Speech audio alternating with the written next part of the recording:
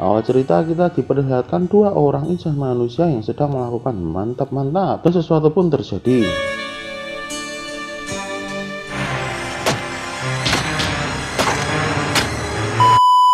Di sisi lain, Chow, Guru, dan seorang pria, kita sebut saja pria tersebut sebagai Andi. Andi ini dulunya adalah seorang polisi yang difitnah dan kini ia menjadi saksi atas kasus yang ditangani Chow. Tak lama, datang segerombolan orang bersenjata yang akan menyerang Andi.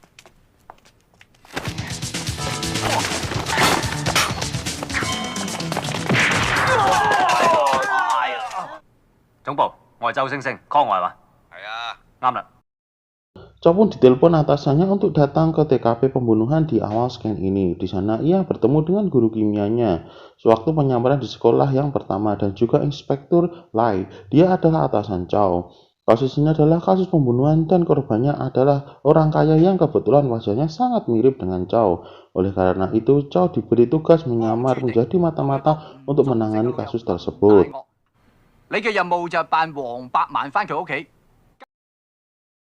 Chow pun sempat menolak karena Guru tidak mengizinkan dia kembali menjadi mata-mata.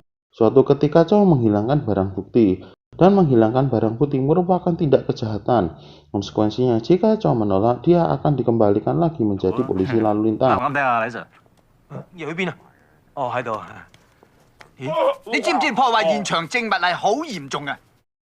Mau tak mau, Chow akhirnya mengikuti apa arahan atasannya.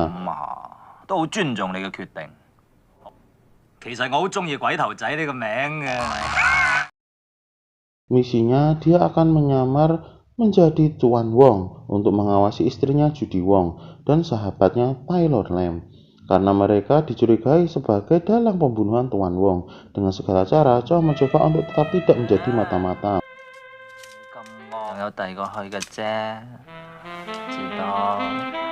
Saat keluar dari ruangan atasnya, ternyata ada Andi yang sedang mencari pinjaman uang ke rekan-rekan polisinya. Dan tanpa pikir panjang, Chow menunjuk Andi untuk menjadi partnernya dalam penyelidikan kasus Tuan Wong.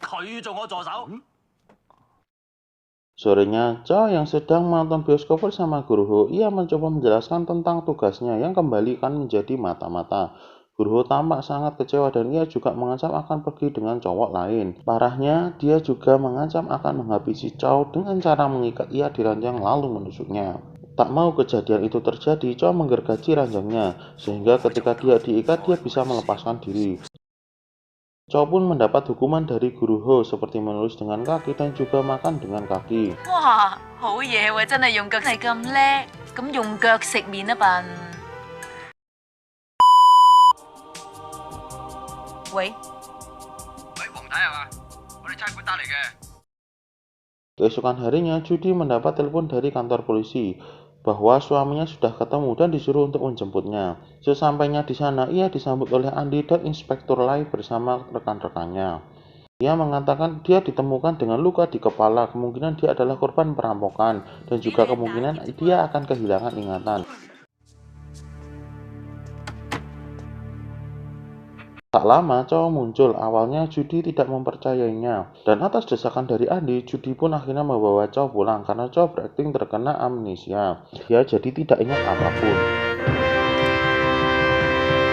我掛住你，仔嚟嘅 A 啊，佢係花王嘅仔嚟㗎。 Bahkan anjing kesayangan Tuan Wong pun sampai menggigitnya dan tak melepaskan gigitannya tersebut, sehingga membuat dokter hewan sampai turun tangan.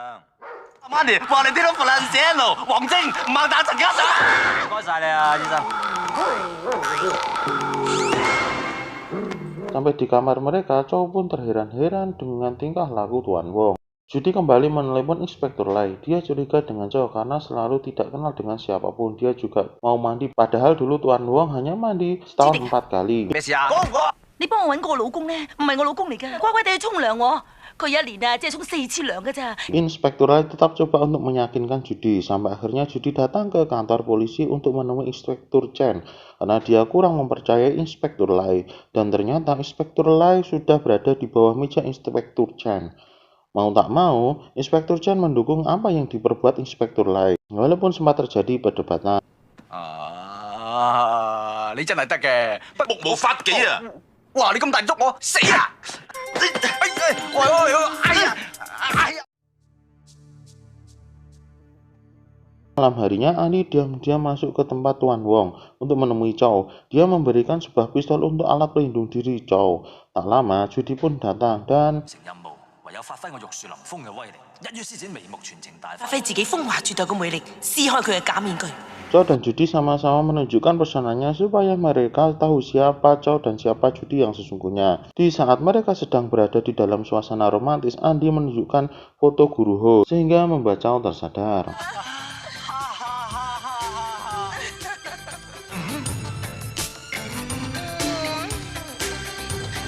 Saat perayaan hari Imlek, Judy dan Chow mengadakan acara di rumah. Inspektur Lai pun datang dan sahabat Wan Won Pung yang bernama Taylor Lam datang. 女嚟喎，my best friend。 Mereka pun punya panggilan masing-masing. Wong dipanggil tolol dan Taylor dipanggil sialan. Malamnya, Taylor mengajak Chow untuk datang ke diskotiknya. Taylor ini dicurigai mengincar harta dari Tuan Wong. Malamnya, Chow dan Judy datang ke diskotik. Di sini ada yang aneh pada Judy karena dia berdandan layaknya seorang laki-laki. Saat di sana, Chow melihat juga Guru Ho hingga mengejarnya sampai ke toilet, tetapi dia kehilangan jejaknya. Baby, give me a kiss. Baby, give me a kiss.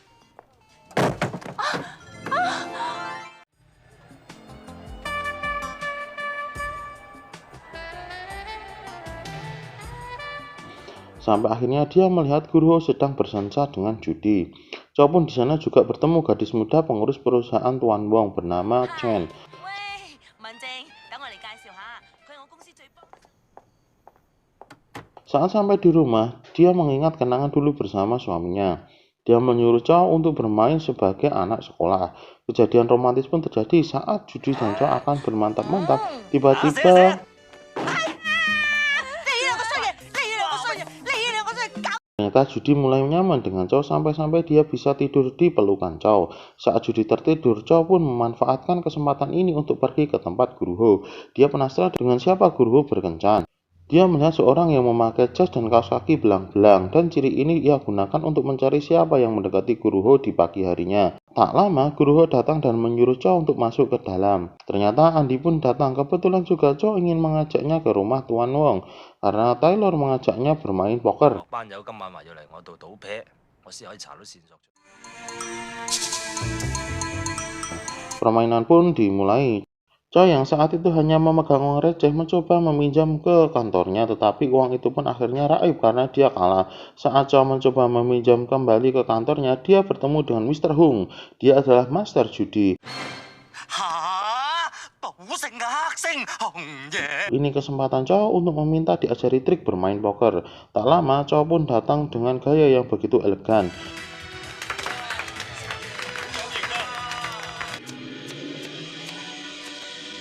Dan benar saja, Chow pun memenangkan permainan. Saat permainan terakhir, Chow pun menanyakan sebuah pertanyaan ke Taylor. Ini membuat Taylor ketakutan dan pergi meninggalkan permainan saat permainan belum selesai. 有冇諗過要殺死我啊？咁嘅問題，走。 Dan saat sampai di depan pintu, Chow pun membuka kartu dan ternyata Chow memiliki kartu yang jelek. Seharusnya permainan tadi dimenangkan oleh Taylor, tapi dia menyerah sebelum permainan ini usai karena intimidasi dari Chow. Besokan harinya, Chow ingin memberikan kejutan kepada Guru Ho. Tak disangka sampai di sana, dia dikejutkan dengan kedatangan Guru Ho dan seorang pria. Ia pun sempat bersembunyi di bawah ranjang. Ia melihat ciri-ciri kaos kaki belangnya dan ternyata orang tersebut adalah Judy. 殺你咁嘅殘！係你？係你。 Keesokan harinya, Chow berencana menyelidiki Judy ke kantornya. Dan tanpa sengaja, Chow malah membakar ruangan tersebut.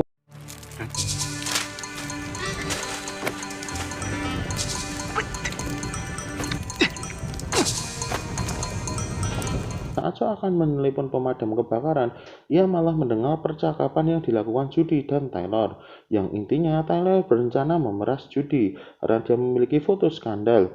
Malamnya, Chow mengikuti Judy yang hendak menemui Taylor. Chow pun sempat dihadang oleh beberapa anak buah Taylor. Ketika sampai di ruangan Taylor, ia mendapati Taylor yang sudah terbunuh. 新款喎。新咩啊？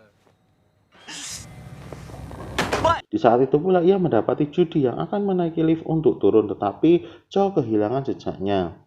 Saat tiba di rumah, Chow mendapati Judy yang sedang santai bermain mahjong dengan teman-temannya. Chow pun sempat mencoba bertanya, tetapi teman-temannya nampaknya mendukung Judy. Di sini, Judy mencoba bersikap romantis. Sebentar lagi adalah hari perayaan pernikahan ke-7 Tuan Wong dan Judy.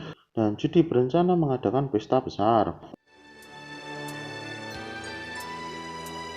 Hari yang ditunggu pun tiba, acara terlihat sangat mewah dan ramai. Inspektur Lai pun juga datang. Dia menanyakan kemajuan penyelidikan Chow. Tak lama Chen datang untuk menemui Chow. Chen mengatakan bahwa Judy tak terlibat apapun.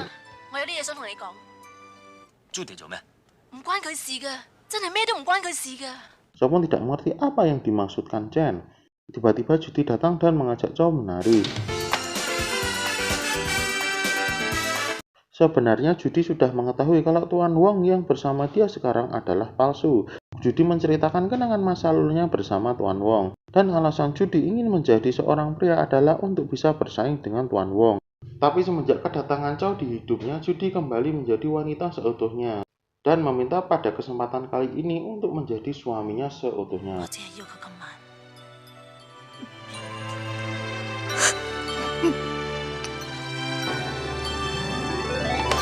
Inspektur Lai menarik Chow dan kembali menanyakan kemajuan dari penyelidikan Chow.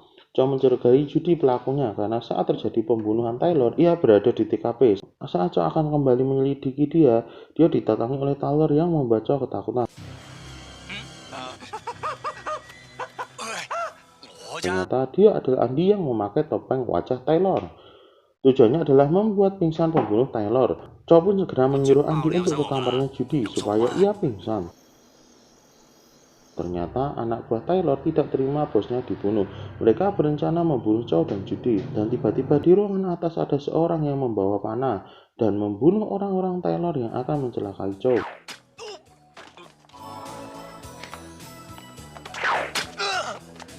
Chow berencana memberitahu Chen kalau dia dalam bahaya. Di tengah acara, Inspektur Lai mendapati seorang pria yang terbunuh dengan panah padahal dia sudah mengecek bahwa Judy ada di kamarnya. Ini menunjukkan bukan Judy pelakunya. Chow pun melihat Chen ditarik oleh Judy. Dan di sana Andy yang dari tadi ingin mengagetkan Judy malah terjatuh ke dalam lubang yang ia gunakan untuk menyusup ke kamar Tuan Wong. Saat Chow akan menuju kamarnya, tiba-tiba di belakangnya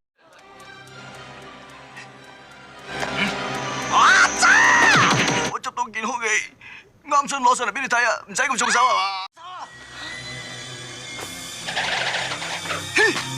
Chow pun terkejut apa yang ia lihat. Judy pun akhirnya ditangkap. Sebelum pergi, Judy sempat memberikan sebuah ciuman ke Chow.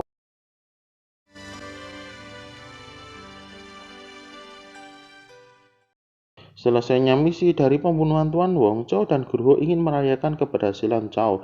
Tapi ada hal lain yang terjadi. 嚇，係你？ Chow berhasil selamat dengan mematahkan ranjang yang ia dulu pernah siapkan ketika Guru Ho benar-benar akan memborgolnya. Dan dengan keterampilan Chow, dia bisa menembak hanya dengan menggunakan kaki.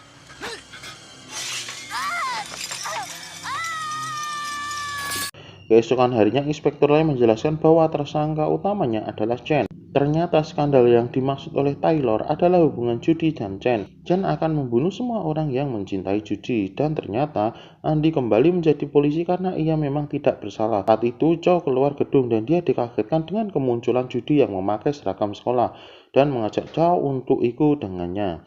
Dan film pun berakhir.